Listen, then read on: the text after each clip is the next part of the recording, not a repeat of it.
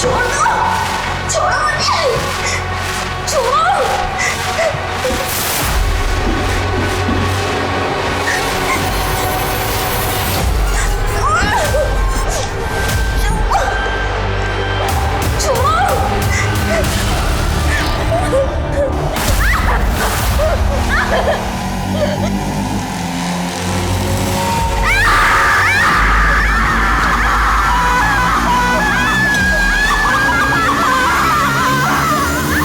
नमस्कार, आदाब।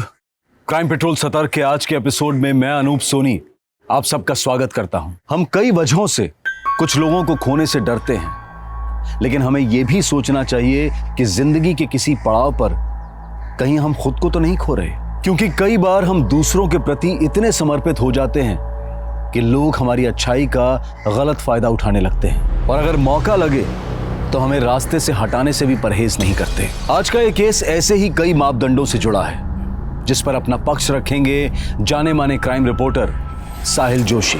नमस्कार, मैं हूं साहिल जोशी।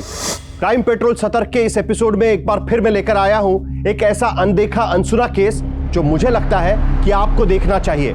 अगर मैं आपसे कहूं कि अब से आप अपनी मर्जी से टीवी नहीं देख सकते, अपनी मर्जी से खाना नहीं खा सकते, अपनी मर्जी से घर के बाहर नहीं निकल सकते, अब से आपके घर में बिजली नहीं आएगी, तो आपको कैसे महसूस होगा? आपको घुटन महसूस होगी ना? आपको लगेगा कि जैसे आपकी आजादी आपसे छीन गई हो।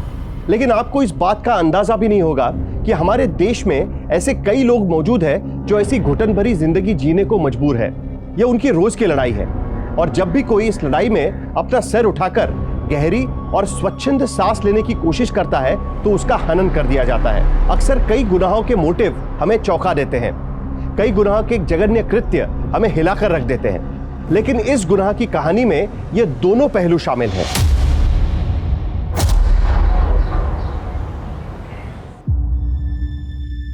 भेदभाव से भरी इस दुनिया में मैं जब भी अपने बाबा की तस्वीर देखती तो मुझे लगता जिंदगी एक बहुत लंबी लड़ाई है और हमें इससे कदम कदम पे लड़ना है। लेकिन मैं जब भी अपने घर से निकलती हूँ तो यही ख्याल आता है कि ये लड़ाई अपनी जगह है, पर अपने परिवार की जिम्मेदारी उठाने के लिए मुझे अपने हालातों से समझौता करना ही पड़ेगा। सुनो, 2 वर्कर उधर भेज दो, साहब ने बोला है, उसको वहीं पे रख दो। हाँ, ये अच्छा करिए, तू अच्छा करिए, बहुत अच्छा। अगले महीने से ना तेरी पगार बढ़ा दूंगा। थैंक यू साहब। एक छोटी सी विनती है। हाँ बोलो ना। आज मुझे अपनी बहन को आंगनवाड़ी की डॉक्टरनी के पास लेके जाना है, तो क्या आज मैं जल्दी चली जाऊं? हाँ जाओ ना, जाओ। अच्छा, कोई और समस्या होगी तो बताना, मैं ठीक कर दूंगा। जाओ।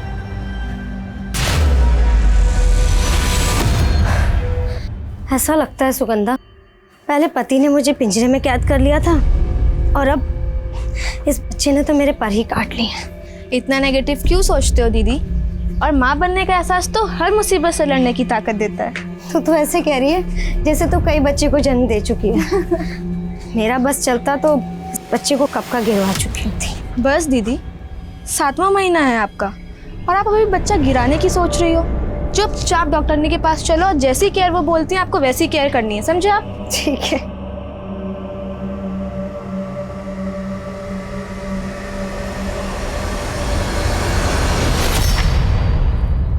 आपकी कंपनी की दवाई इतनी घटिया है कि अगर मैं अपने मरीज को दवाई न दूं तो शायद बच जाएगा, लेकिन आपकी कंपनी की दवाई खा के शर्तिया मरेगा वो।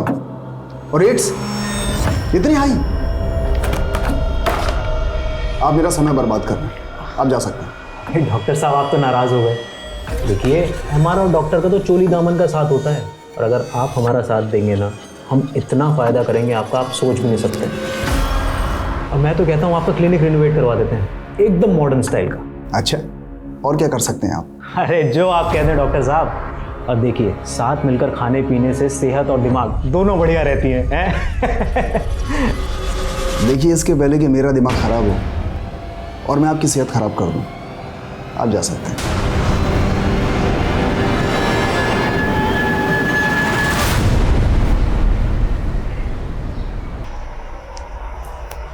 अनीता दी, मैंने अखबार में एक संदेश पढ़ा था।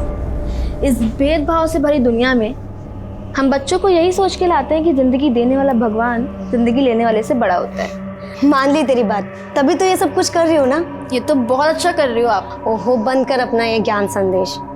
मैं समझ गई, इस बच्चे को तो जन्म देना ही पड़ेगा, लेकिन इसके बाद में मैं जितेंद्र से तलाक जरूर लूंगी। ये कैसी बात कर रही है अनीता? बिन पति के तेरे और तेरे बच्चे का गुजर बसर कैसे चलेगा? हाँ, ये तो आपको मेरी शादी कराने से पहले सोचना चाहिए था ना माँ।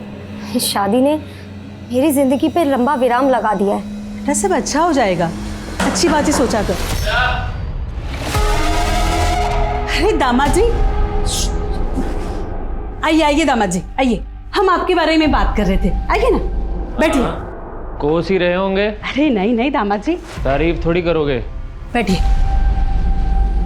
तू बच्चा पैदा करने के लिए यहाँ पे आके बैठ गई है और वहाँ घर का सारा काम चूल्हा चौका मैं कर रहा हूँ। हाँ, तुझे वापस लेने आया हूँ मैं, समझी? हाँ दामाद जी, आपकी पत्नी है, ले जाइएगा, लेकिन पहले बैठिए तो। तुझे यहाँ से लेके जाऊंगा मैं, समझी? जीजा जी, आप एक बात अच्छी तरीके से समझ लीजिए, जब तक दीदी को बच्चा नहीं हो जाता वो हमारे साथ ही रहेंगी। आपको खुद का होश तो रहता नहीं है, आप दीदी को क्या संभालोगे? बहुत बोल रही है तू। तुझे अकल नहीं है क्या कि घर के दामाद से कैसे बात करते हैं? तमीज सिखाओ इसको। अब कुछ भी बोल रही है तू। हम दामाद जी सही कह रहे हैं। अरे हमारे में पहले डिलीवरी ससुराल में ही होती है, शुभ माना जाता है। जा नाश्ता का बंदोबस्त कर। मुझे देर हो रही है और आपको भी चलना है। हाँ हाँ आ रही हूँ मैं। बैठिए ना दामाद जी, आइए।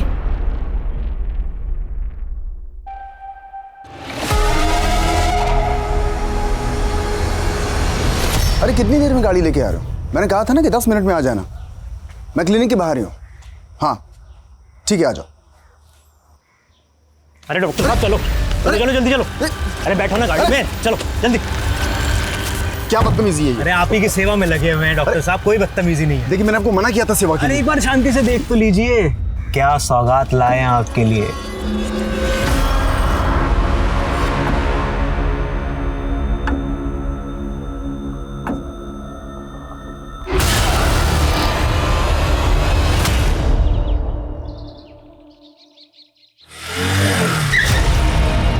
ऐसे हड़बड़ा के कहाँ जा रही है? आना, बेड छोड़ देता हूँ। अरे आना। राखी, राखी। अनीता दीदी आप? सुगंधा अभी तक घर नहीं आई, तुमने उसे काम पे देखा था? नहीं दीदी, और वैसे भी हम कई दिनों से मनोहर सेठ की बजाय रेवा शंकर के यहाँ काम कर रहे हैं। आप मनोहर सेठ से बात कीजिए ना। हेलो, मैं जितेंद्र, सुगंधा का जीजा साहब। वो काम से घर नहीं आई, आपको पता है कहाँ है वो?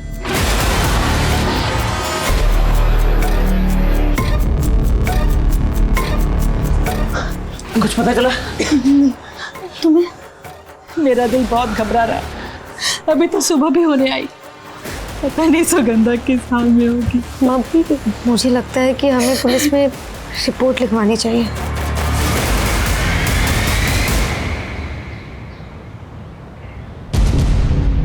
सुगंधा काम क्या करती हैं? वो मनोहर सेठ के यहाँ सुपरवाइजर है। कल ये काम पर पहुंची थी? वो हाँ साहब, मेरी मनोहर सेठ से फ़ोन पे बात हुई थी। उन्होंने ये बताया था कि सुगंधा सुबह थोड़ा लेट पहुंची थी, लेकिन अभी वो नई नई कहानियां बना रहा है साहब। क्या कहानियां बना रहा है? साहब वो बोल रहा है कि सुगंधा उसके 50,000 लेके भागी है। अब सुगंधा ऐसा कर ही नहीं सकती। मनोहर झूठ बोल रहा है साहब, मुझे तो उसी पे शक हो रहा है। अब सुगंधा का मोबाइल नंबर दीजिए हमें। वो मोबाइल नहीं रखती साहब। साहब मेरे बच्चे का पता कीजिए, मुझे बहुत फिक्र होती है। क्या बेफिक्र रहिए, हम जल्दी पता लगाएंगे। सर मैंने ऐसा कब बोला कि सुगंधा मेरे पैसे लेके भाग गई? और उसका जीजा का तो यही कहना। मैंने उसको इतना बोला था कि लेबर की दिहाड़ी देने के लिए सुगंधा को मैंने 50,000 रुपए दिए थे। ये 50,000 रुपए हैं पूरे, ठीक है? सभी मजदूरों को उनकी दिहाड़ी दे देना। और मैंने खुद उसको वो लंबर मिल वाले रोड पे छोड़ के आया था, लेकिन साहब वो साइड पे पहुंची नहीं। मुझे खुद फिक्र हो रही है साहब सुगंधा की। उसके पास 50,000 रुपए थे। सर क्या मालूम किसी लूट खसूट का शिकार तो नहीं हो गई? ये तो अपने 50,000 से ज्यादा सुगंधा की फिक्र कर रहा है। देखते हैं इसकी बातों में कितनी सच्चाई है। लंबर मिल रोड पर जहाँ पर इसने सुगंधा को छोड़ा था वहाँ पता करो, और इसके बाकी मजदूरों से बात करो।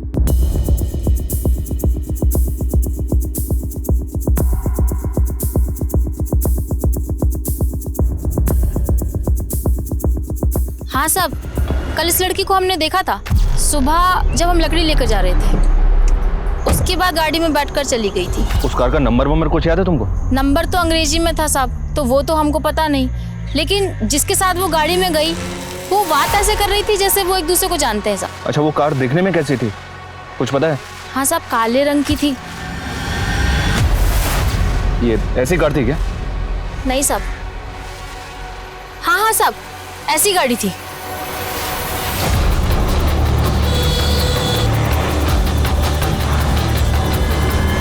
सुगंधा को एक ब्लैक रंग की कार में जाते हुए देखा। ऐसा कौन है जिसके पास काले रंग की कार है? नहीं साहब, सुगंधा किसी कार वाले के साथ क्यों जाएगी? आपको कोई गलतफहमी हुई है। सुगंधा का किसी लड़के से अफेयर?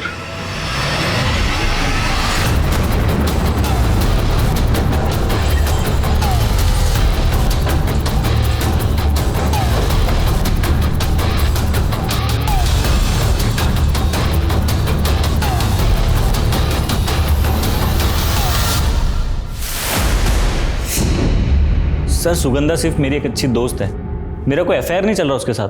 तब तो तुम्हें पता ही होगा कि तुम्हारी अच्छी दोस्त काफ़ी दिनों से गायब है। हाँ सर, मैं खुद शौक हूँ सर, वो अचानक से ऐसे कहाँ गायब हो गई? अच्छा ये बताओ, बात सिर्फ दोस्ती तक थी या कहानी आगे बढ़ गई थी?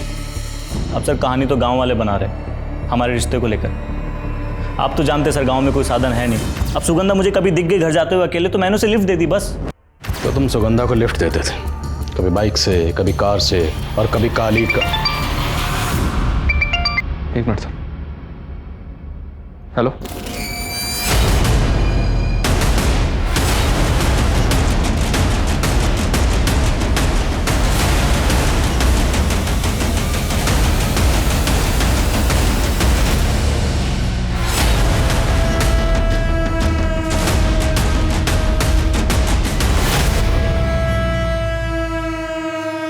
सर, ये किसी जानवर की लाश हो सकती है, शायद किसी बंदर के बच्चे की। किसी ने ऐसी रूमर फैला दी होगी, गांव वाले बहक गए और इसको एलियन समझ बैठे। इट्स ह्यूमन fetus, मानव भ्रूण है। Yes sir, you are right, possible है। लैब में टेस्टिंग के लिए भिजवाओ। किसी ने अबॉर्शन के बाद यहाँ फेंका। Okay sir. और आसपास सर्च करवाओ, शायद कुछ मिले। Okay sir. परम, उठाओ इसे। एक तरफ एक अज्ञात शव के टुकड़े ने इलाके में दहशत का माहौल पैदा कर दिया था, वहीं लंबर मिल के रास्ते पर जहां सुगंधा देखी गई थी, उस एरिया के कुछ ऑफेंडर्स को पुलिस ने राउंड अप किया था।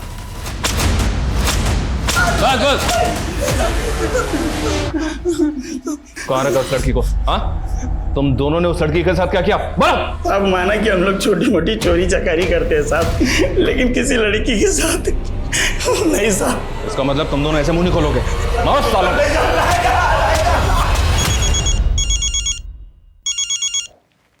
हेलो हेलो, कौन? सुगंधा? सुगंधा बेटा तुम हो ना? बेटा कहाँ हो तुम?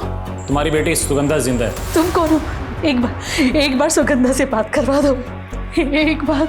जल्दी आके मिलेगी तुमसे, और हाँ, उसकी गुमशुदगी की रिपोर्ट वापस ले लो। आपका अंदाजा बिल्कुल सही था सर। गांव वाले जिसको एलियन की लाश समझ रहे थे, फॉरेंसिक रिपोर्ट में कंफर्म हो गया कि वो मानव भ्रूण ही है। सर सुगंधा की फैमिली आई है, उन्हें किसी ने फोन किया कि सुगंधा जिंदा है। साहब, सबसे पहले मुझे सांसों की आवाज सुनाई दी, मुझे लगा कि वो सुगंधा ही थी, पर उसने मुझसे बात नहीं की। फिर किसी आदमी की आवाज आई और वो बोला कि सुगंधा जहां भी है वहां सही सलामत है। आवाज किसकी थी, कुछ अंदाजा? क्या वो आवाज आपकी जान पहचान में किसी की थी? हमें कुछ समझ नहीं आ रहा। साहब, जरूर कोई बड़ा गेम है। अच्छा, क्या बड़ा गेम है? वो तो आप पता कीजिए साहब, हम कैसे बताएं? देखिए ना, माँ जी की हालत कितनी खराब हो रही है। जिस नंबर से फोन आया था वो नंबर दीजिए। हाँ सर।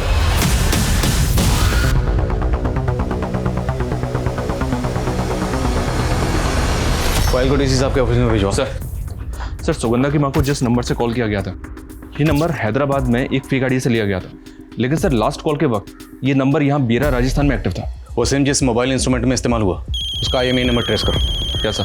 और वैभव के कॉल रिकॉर्ड्स का क्या हुआ? आने वाले हैं सर। हाँ पर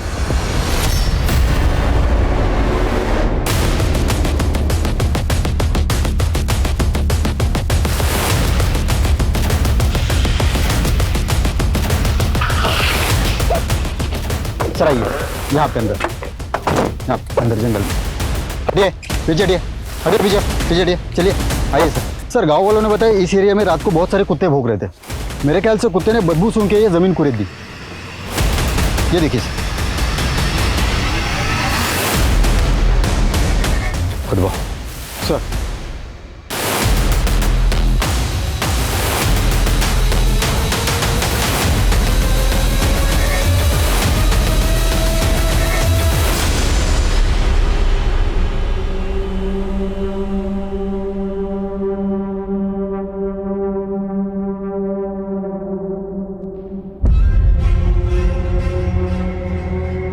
चेहरा घुमा कर। सुगंधा की बॉडी, बहुत ही ब्रूटल मर्डर है। सर हम तो सोच रहे थे कि लड़की किसी काली कार वाले के साथ गायब हो गई, फिर वो फोन कॉल्स, और अब ये लाश हमें इसी गांव के पास मिली है। अमित, ये कोई बहुत बड़ा गेम है। बॉडी को पोस्टमार्टम के लिए भेजो और फैमिली को शिनाख्त के लिए बुलाओ और पूरा एरिया सर्च करवाओ। सर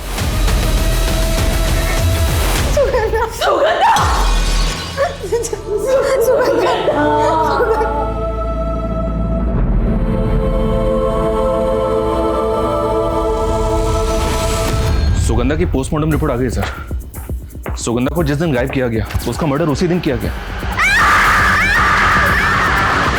और चौंकाने वाली बात यह है सर, जब उसका मर्डर हुआ उस वक्त वो प्रेग्नेंट थी। प्रेग्नेंट? जी हाँ सर, रिपोर्ट के मुताबिक सुगंधा 3-4 महीने की प्रेग्नेंट थी। उसका रेप भी किया गया सर। उसकी बॉडी पे किसी बहुत ही शार्प ऑब्जेक्ट से घाव किए गए। ऐसा लग रहा है किसी ने सुगंधा के साथ बहुत ही गहरी रंजिश निकाली। रंजिश सिर्फ सुगंधा से नहीं बल्कि उसके पेट में पल रहे बच्चे से भी निकाली गई। ताज्जुब की बात यह है कि लड़की 3-4 महीने की प्रेग्नेंट थी और फैमिली ने कुछ नहीं कहा। वो हमें सड़क किनारे ह्यूमन फीटस मिला था और यहाँ सुगंधा का पेट फाड़कर। मैंने क्रॉस चेक किया सर, वो फीटस सुगंधा का ही था। पोस्टमार्टम रिपोर्ट में रेपिस्ट के डीएनए का कोई जिक्र नहीं। सर बॉडी 3-4 दिन तक जमीन के नीचे दबी हुई थी, इसलिए डीएनए डिस्टर्ब हो गए होंगे। लेकिन डॉक्टर्स कोशिश कर रहे हैं, शायद उन्हें सुगंधा की बॉडी पे रेपिस्ट के बाल या ऐसा ही कुछ मिले। वैभव के डीएनए को फीटस के डीएनए से मैच करवा के देखो। जितने भी सर्कमस्टेंशियल एविडेंस है सबकी इन्फॉर्मेशन निकलवाओ, लड़की के कपड़े, रस्सी, सबकी। एक बात होता है, ये पक्का रंजिश का मामला है। सुगंधा किसी अपने की नफरत का शिकार हुई है। उसका पेट फाड़कर भ्रूण बाहर निकाला गया। ये कोई अपना ही कर सकता जो ये जानता था कि सुगंधा प्रेग्नेंट है। उसकी फैमिली से मिलना पड़ेगा। मिसिंग होने के 4 दिनों बाद आखिरकार विक्टिम की छत विशत लाश मिली। हमारे सूत्रों के मुताबिक उसका रेप करके बहुत ही निर्मम तरीके से उसकी हत्या कर दी गई। उसका पेट तक काट दिया गया था। जाहिर है आखिरी सांस तक वो काफी पीड़ा में रही होगी, काफी चीखी होगी, चिल्लाई होगी, लेकिन उसकी चीख कोई ऐसे इंसान तक नहीं पहुंच पाई जो उसे बचा सकता था। महिलाओं के खिलाफ होने वाले अपराध से जुड़े कानून में इतने बदलाव और सख्ती के बावजूद कोई इतनी हैवानियत करके ये सोच सके कि वो बच जाएगा, तो ये हमारी कानून व्यवस्था के चेहरे पर एक जोरदार तमाचा है।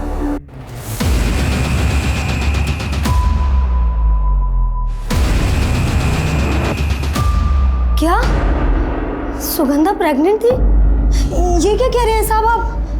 साहब आप सुगंधा का केस सुलझा रहे हैं या उसको बदनाम कर रहे हैं? हम वही कह रहे हैं जो पोस्टमार्टम रिपोर्ट में लिखा।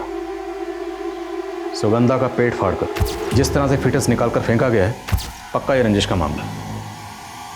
क्या अब भी आप लोगों को किसी पर शक नहीं? माँ चुप क्यों है आप?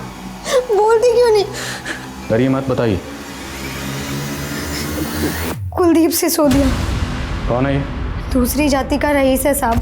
सुगंधा और बाबा उसके यहाँ काम करते थे। तेरी इतनी औकात, तू मेरा पानी को हाथ लगाएगा? पानी खत्म हो गया साहब। भैया हमारा पानी का गिलास को हाथ लगा, तुम क्या कर रहे हो? मारो साले को। बात कर रहा था। बाबा को मार मार के अधमरा कर दिया और उसके 6 महीने बाद। तो तब आपने पुलिस रिपोर्ट लिखवाई थी? कोशिश की थी साहब। आपके ये हवलदार परम जी वो भी थे तब थाने में।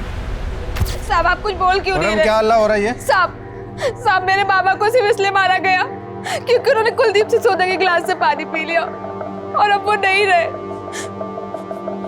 आप केस बनाओ वो स्पेशल एक्ट में। देखो, बिना गवाही के केस नहीं बनता। तुम्हारे अलावा कोई गवाही नहीं दे रहा है कि कुलदीप सिसोदिया जी ने तुम्हारे पिता को मारा था। अरे साहब, इनके अफसर दरोगा ने हमारी एक नहीं सुनी, ये भी बहुत खड़े रहे।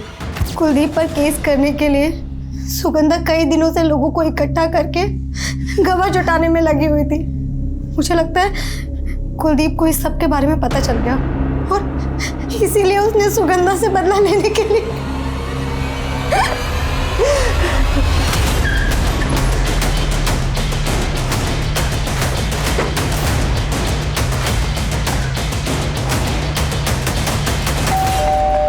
उन्होंने कह दिया और आपने भरोसा कर लिया। आपको पता भी है सुगंधा का बाप मोतीलाल था कौन? एक नंबर का चोर था वो। मेरी साइड से बिल्डिंग मटेरियल चुराता था वो। अब इस बात को लेकर मेरे कुछ आदमी और उसमें झगड़ा हो गया और ये मारपीट तो हुई नहीं और वो मुझ पर संगीन आरोप लगा रही है। हमें इतना अंदाजा तो है कि सुगंधा के पिता के साथ क्या नाइंसाफी हुई होगी और ये भी अंदाजा है कि आपके कितने गोरख धंधे चल रहे हैं। बिना सबूत के बहुत कुछ कहते जा रहे हैं आप। सबूत भी ले आएंगे। फिलहाल इतना तो पता चल गया है कि जिस लंबर मिल रोड से सुगंधा गायब हुई थी उसी के पास तुम्हारी ज़मीन है। तो हो सकता है सुगंधा को उस काली कार में फुसलाकर आपने बिठाया और गायब कर दिया। अरे हम क्यों फुसलाएंगे उसको? अरे क्या आप काली कार कर रहे हैं? मेरे पास ऐसी कोई काली कार है ही नहीं। कोई ठोस सबूत हो ना मेरे खिलाफ तो आना। अंधेरे में तीर चलाने से कुछ नहीं होगा। पता लगाओ इसके पास, इसकी जान पहचान में किसके पास सेम मॉडल की काले रंग की कार है।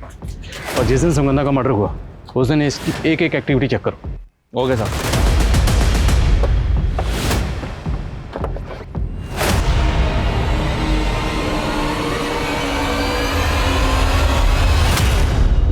सर, वैभव के कॉल रिकॉर्ड्स के मुताबिक वैभव की सुगंधा की फ्रेंड राखी से काफ़ी बातें होती थी। तो क्या ये वैभव सुगंधा और राखी दोनों के साथ टू टाइमिंग कर रहा था क्या? हो सकता है कि सुगंधा को वैभव और राखी के बारे में पता चल गया हो और वैभव ने सुगंधा को। फिर आप इस राखी से मिलना पड़ेगा।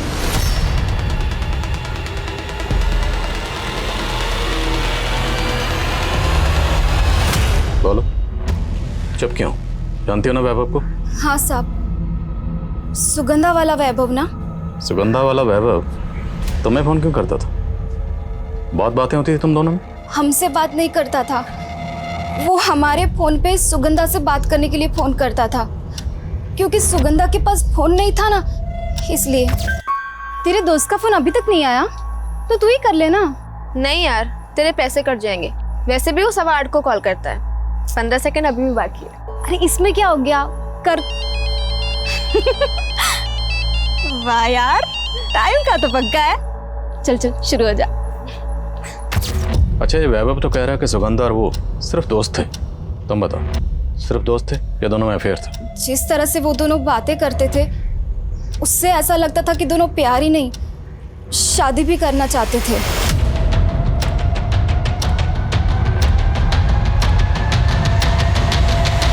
सर, एक इंफॉर्मेशन मिली है। वैभव के पास 2 कार है। उसमें से एक कार उसी मॉडल की है जिसमें सुगंधा को बैठते हुए देखा गया था। हाँ हाँ सर, 2 कार्स हैं मेरे पास, पर मैंने कभी सुगंधा को उसमें लिफ्ट नहीं दी। और तूने सुगंधा को प्रेग्नेंट भी नहीं किया? नहीं सर। तुम्हें पता है ना कि तुम्हारा डीएनए सैंपल क्यों लिया गया? पता है ना? बाद में अगर मुझे पता चला कि तुमने झूठ बोला था या कुछ छुपाया था तो बेटा बहुत तकलीफ होगी।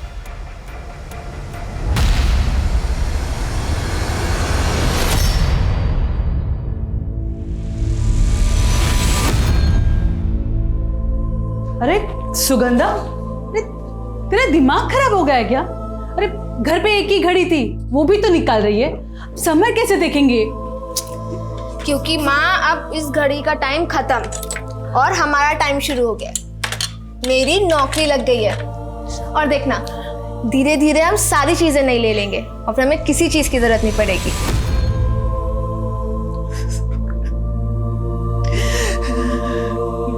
माँ, कब तक इस घड़ी को देखकर रोती रहोगी? आज मैं इस घड़ी को उतार कर फेंक देती हूँ। हाँ फेंक दे, तू घड़ी को उतार के फेंक दे। ये टीवी, बर्तन, कपड़े, ये सब कुछ फेंक दे। जैसे सुगंधा लेकर आई थी ये घर में। सुगंधा। जैसे डीएनए रिपोर्ट आती है मुझे अपडेट करो। सर, मैंने राखी के पिछले 3 महीने के कॉल रिकॉर्ड चेक किए तो पता चला कि जिस दौरान सुगंधा राखी के फोन से वैभव से बात करती थी, उसके ठीक बाद राखी के फोन पे किसी रेवा शंकर का फोन आता था। रेवा शंकर? कौन रेवा शंकर? राखी इस रेवा शंकर के यहाँ काम करती थी और सर पता चला है कि सुगंधा भी इस रेवा शंकर के यहाँ काम करती थी 2 महीने पहले तक। और 2 महीने पहले सुगंधा ने बिना बताए, बिना सैलरी के यहाँ से काम छोड़ दिया और मनोहर के यहाँ काम करने लगी। राखी के फोन पर 8:15 पर वैभव का फोन आता था सुगंधा के लिए। ये कॉल 8:45 तक चलती थी और उसके ठीक बाद रेवा शंकर राखी के फोन पर फोन करता था और ये कॉल चलती थी 8:45 से 8:55 तक। और सर ये फोन कॉल्स का पैटर्न पिछले काफी समय से ऐसा ही चल रहा है। हो सकता है सर रेवा शंकर और राखी का आपस में अफेयर हो और ये दोनों कपल्स बारी बारी बात करते हो फोन पे। एक काम करो, इस राखी का फोन जब्त करो और उसका डेटा चेक करो, आखिर पता तो चले कि इन सब के बीच में चल क्या रहा था।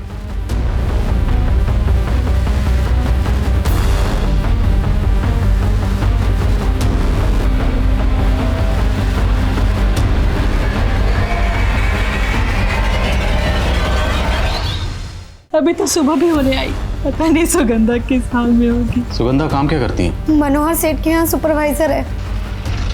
सुगंधा की बॉडी? इस राखी का फोन जब्त करो, आखिर पता तो चले कि इन सब के बीच में चल क्या रहा था। सर वैभव का डीएनए सुगंधा के बच्चे से मैच हो गया।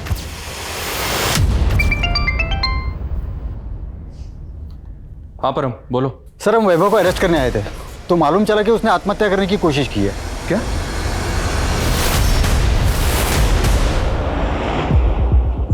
हमें अभी अभी ब्रेकिंग न्यूज मिली है कि बेरा रेप और हत्याकांड केस के अहम पात्र वैभव ने आत्महत्या करने की कोशिश की है। जानकारी यह भी मिली है कि उसकी हालत गंभीर बताई जा रही है। हो सकता है कि उसका बच पाना भी मुश्किल हो। यह इस केस में एक जबरदस्त घुमाव है। क्या वैभव ने यह कदम अपनी तथाकथित गर्लफ्रेंड के खो देने के सदमे में उठाया या फिर वो कुछ ऐसा जानता है जो उसके जान पर बनाई?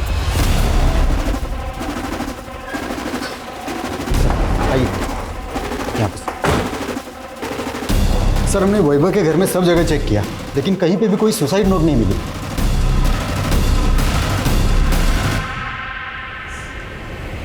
डॉक्टर अवस्थी, वैभव की हालत अब कैसी? सर उसने काफ़ी ज़्यादा मात्रा में पॉइजन इनहेल किया था। हालांकि हमने सारा पॉइजन तो फ्लश आउट कर दिया, पर यह बताना बहुत मुश्किल है कि वो कब तक नॉर्मल हो पाएगा। वैभव की हालत नाजुक है। अब ये पता नहीं उसने गिल्ट में पॉइजन लिया है या कोई और बात है। सर अभी एफएसएल ऑफिसर से बात की मैंने। उनका कहना है कि सुगंधा को बांधने में जो रस्सी यूज़ की गई थी वो अफ्रीका के तंजानिया में बनती है। अफ्रीका की रस्सी? जी हाँ सर, ये एक स्पेशल टाइप की रस्सी है। और अफ्रीका के तंजानिया की रस्सी यहाँ कैसे आई? पता लगाओ आसपास के एरिया में तंजानिया से किसका कनेक्शन है। साहब आपने फारूक और आकाश की इंफॉर्मेशन निकालने के लिए कहा था। फारूक के बारे में एक सॉलिड इंफॉर्मेशन मिली है।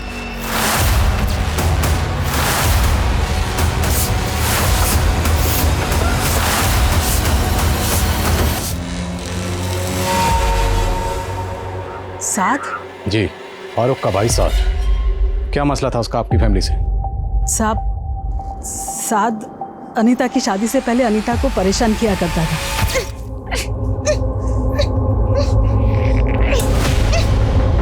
दीदी! दीदी! छोड़ो! माँ! अब सुनते हो? देखो कोई आवाज आ रही है। अरे क्या हुआ बेटा सुगंधी? क्या हुआ? कमीने तू रुक रुक, क्या कर रहा है? क्या कर रहा है? हम कुछ समझ पाते कि पड़ोस के लोगों ने उसे बुरी तरह से पीटना शुरू कर दिया।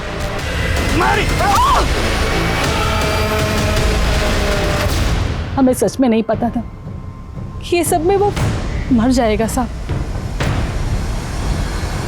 हाँ साहब, साथ को जब हम लोग लाए थे तो वो मर चुका था। तो उस वक्त पुलिस रिपोर्ट क्यों की?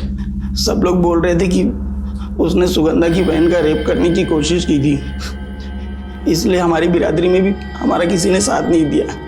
यहाँ तक कि कब्रिस्तान में दफन तक नहीं करने दिया साहब। उसको तो मैंने खुद अपने खेत में दफनाया है। तो इसलिए तुम पुलिस रिपोर्ट नहीं कर पाए, पर फिर भी तुम्हें अपने भाई साद की मौत का दुख तो होगा, बदला भी लेना चाहते होगे। और तुमने अपने भाई की मौत का बदला लिया अनीता की बहन सुगंधा से।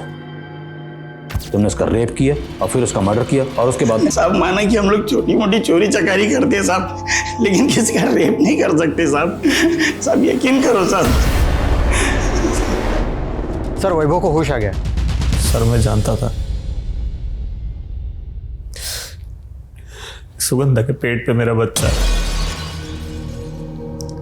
इसलिए तुम सुगंधा के साथ खेल खेल रहे थे। तुम्हें लगा कि सुगंधा तुम्हारे खिलाफ कोई एक्शन ना ले, इसलिए उससे पहले ही तुमने सुगंधा। नहीं सर, मैंने सुगंधा को कोई धोखा नहीं दिया सर। हम दोनों एक दूसरे से बहुत प्यार करते थे। यार तुम इतना डरती क्यों? हम दोनों प्यार करते एक दूसरे से, और मैं चाहता हूँ कि तुम अपनी मम्मी के पास जाओ और हमारे रिश्ते के बारे में सब सच बता दो। वैभव, मैं माँ को बताने के लिए बता दूं, लेकिन तुम्हारे परिवार वाले बहुत ऊंचे हैं। तुम जानती हो अच्छे से, मुझे नहीं फर्क पड़ता ये जात पात ऊंच नीच का। देखो मैं बस इतना चाहता हूँ कि हम दोनों शादी करें। हम दोनों एक दूसरे के काफी क्लोज आ गए। फिर एक दिन पता चला कि वो प्रेग्नेंट। सुगंधा तुम डरो मत, मैं हूं ना तुम्हारे साथ। मैं ख्याल रखूंगा तुम्हारा और हमारे बच्चे का। तुम अगर इतने ही सच्चे हो तो तुमने हमसे झूठ क्यों बोला? मैं डर गया था सर। सुगंधा से बहुत प्यार करता था, उसके बिना जी नहीं सकता, इसलिए मैंने सोचा मरने की सर। मगर तुम बच गए। अभी भी क्या पता सच बोले या झूठ बोले। हो सकता है इस बार भी झूठ बोले और ये कोई ड्रामा कर रहे हो। सर मैं कोई ड्रामा नहीं कर रहा सर, सच में सुगंधा से बहुत प्यार करता था। मैंने नहीं मारा उसको। सर राखी के फोन का डेटा रिकवर किया। उसके फोन के मैसेजिंग ऐप में एक वीडियो मिला जो उसने डिलीट कर दिया था। प्ले करो सर।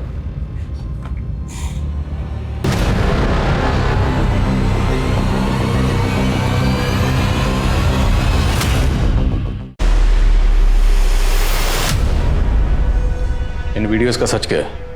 जो रेवा शंकर तुम्हें ब्लैकमेल करने के लिए भेजता था। इन वीडियोस के अलावा रेवा शंकर तुम्हें धमकी भरे मैसेजेस भी भेजता था कि अगर तुम काम पर नहीं लौटे तो तुम्हारे ये वीडियोस वो इंटरनेट पर डाल देगा। देख इसमें तेरा फायदा ही फायदा है। जब काम पे जाना जा, जब काम पे नहीं जाना मत जा। और जितना मजदूरी का पैसा होगा ना पूरा का पूरा बचेगा। और देख सबसे बड़ी बात, पैसा कमाएगी तो ही अपने बाप का इलाज करा पाएगी ना। साहब हम मजबूर थे और वो हमें सबसे पहले पाली शहर ले गया, और वहाँ एक आदमी हमें और 2 लड़कियों के साथ कार में बिठाकर कहीं और ले गया। फिर रेवा शंकर मुझे अलग अलग आदमियों के पास भेजने लगा। क्या रेवा शंकर तुम्हारी तरह सुगंधा को भी इस धंधे में आने के लिए मजबूर कर रहा था? रेवा शंकर अच्छे से जानता था कि सुगंधा इस धंधे के लिए नहीं मानेगी, तो उसने मुझे मना किया था सुगंधा को कुछ भी बताने से। लेकिन एक दिन love you to, bye.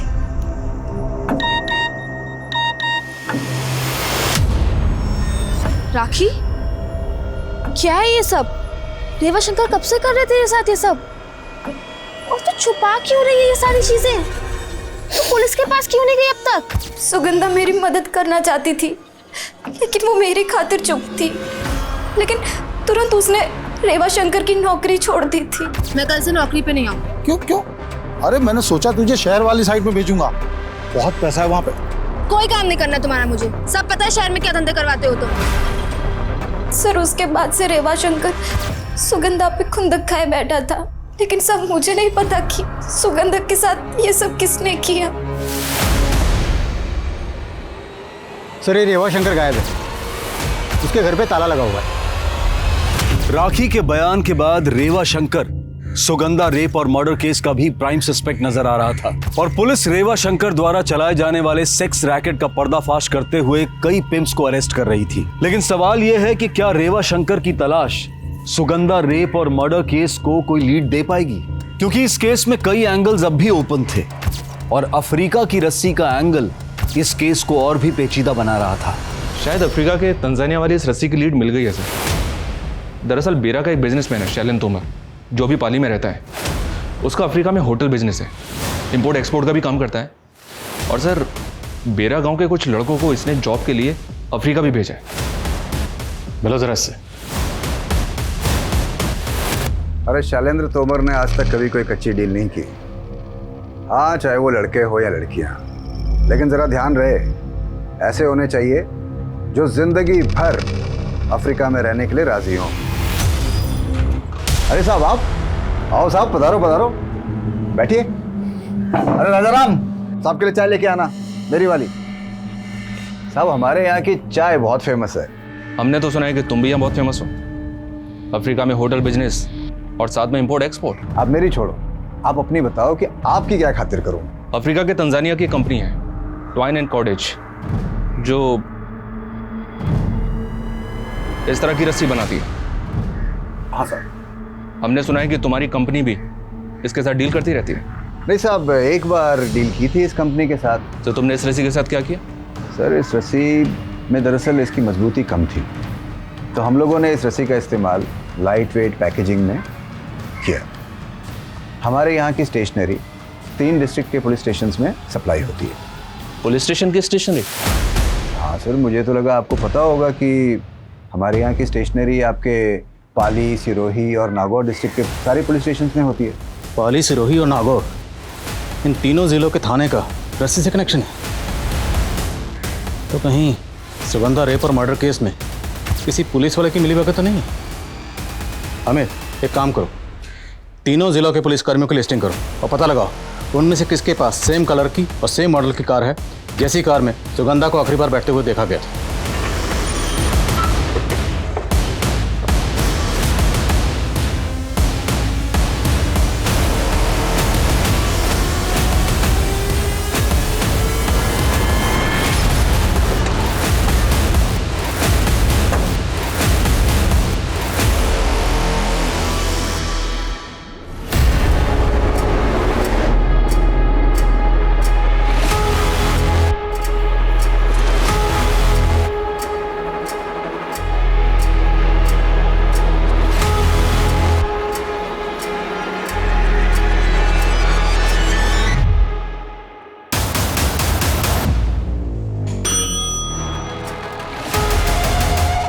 Sir आपने मुझे बुलाया?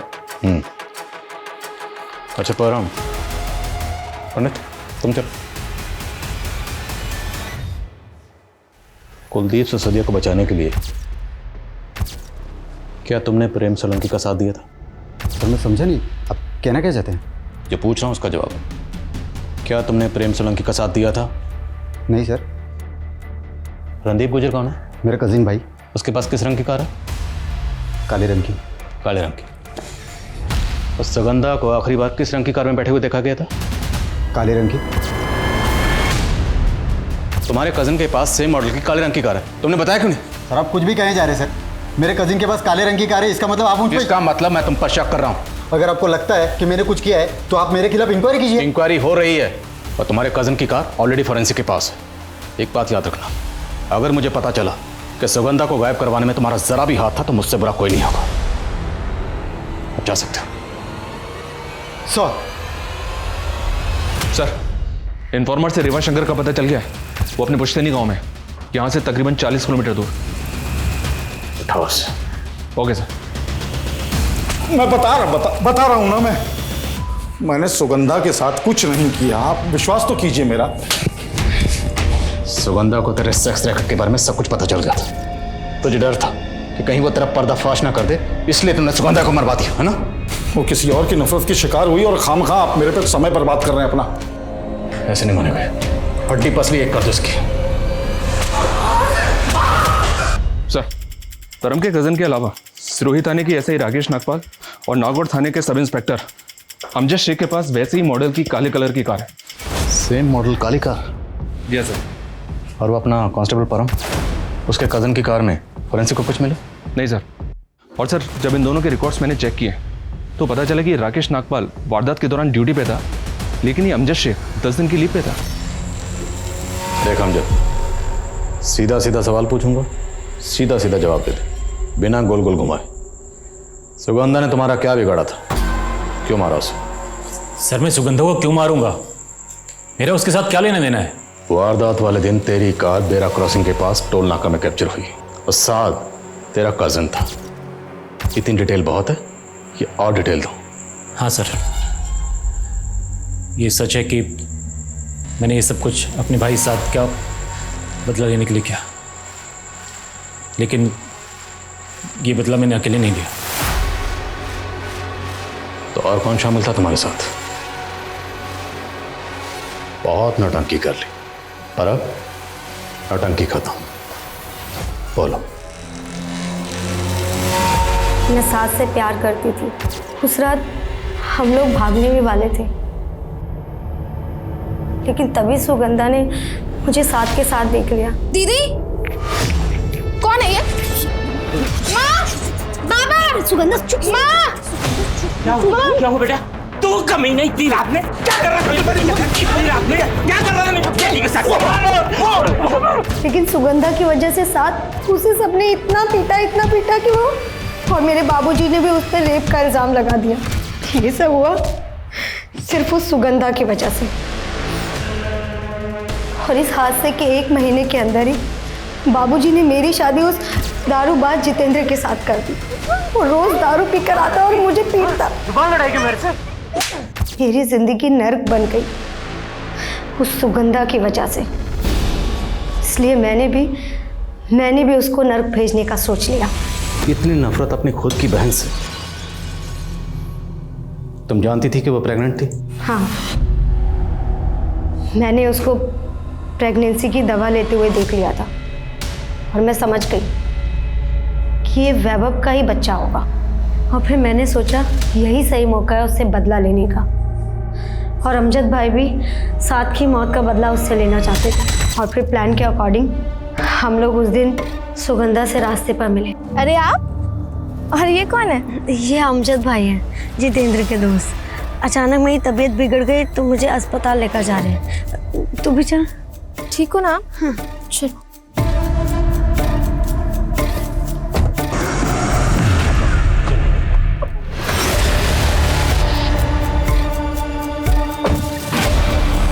अरे दीदी सुनो, क्या हुआ? दीदी, निकल। दीदी, छोड़ दो मुझे। दीदी क्यों कर रही हो? बच्चा पैदा कर बोल बोल के कान खा लिए तूने मेरे। और आज तेरी वजह से जितेंद्र का बच्चा पेट में लेकर मैं घूम रही हूँ। बहुत प्यार करती है ना तू अपने अजन्मे बच्चे से? हाँ, जैसे तूने मुझे मेरे सास से अलग किया था ना, वैसे ही मैं तुझे तेरे बच्चे से अलग कर दूंगी। हो गया, तुम अब घर जाओ। तुम्हें जाने में टाइम लगा तो उनको शक हो जाएगा। दीदी, बहुत सियानी बनती है ना तू। तेरी वजह से मेरा भाई मारा गया। अब तू मजा देख।